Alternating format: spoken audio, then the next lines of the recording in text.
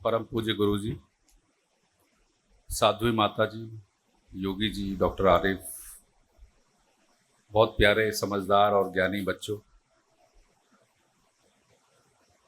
हटकों के मेरे साथी, आज विश्व पर्यावरण दिवस पर आप सभी लोगों के साथ मुझे ये संयोग मिला कि आप सभी से कुछ सीखूं, आपसे चर्चा करूं। इस सभी चीज़ों के लिए मैं आपका धन्यवाद देना चाहता हूं। यहाँ आके मुझे लगता है कि जिस ज़िंदगी की भागदौड़ में हम लगे हुए हैं, जो बेसिक चीज़ें थी हमारी, जो आज बच्चों ने हमें सिखाई हैं, अ, हमें शायद बहुत सारी चीज़ें या तो हम भूल गए हैं या नहीं पता है। बहुत सारी बातें मुझे आज बच्चों से सीखने को मिली।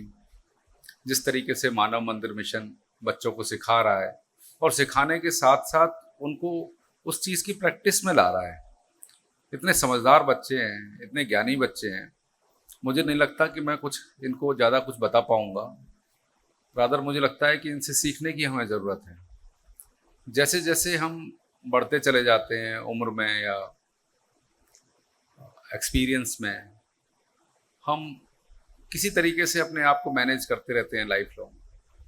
पर जिस चीज़ का सबसे ज़्यादा ध्यान रखना चाहिए, जो कि पर्यावरण है, जिससे हमारी श्वास चल रही है, उस चीज़ का हम ध्यान रखना बंद कर देते हैं और बाद में वो हमारा ध्यान देना बंद कर देती है।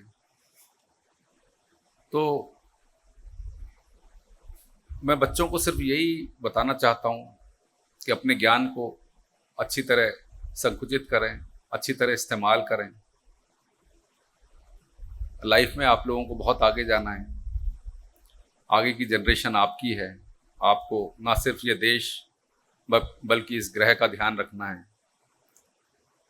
आगे आने वाले टाइम में दो चीज़ें बहुत ही स्केर्स होने वाली हैं, जो मुझे लगता है, एक तो वायु और दूसरा पानी। ये दो चीज़ें हम सिर्फ किसी तरीके से लैंड रिस्टोरेशन से, पानी के पॉल्यूशन को बचाकर, वायु पॉल्यूशन को बचाकर हम इसको प्राप्त कर सकते हैं। ये हमारे हाथ में है।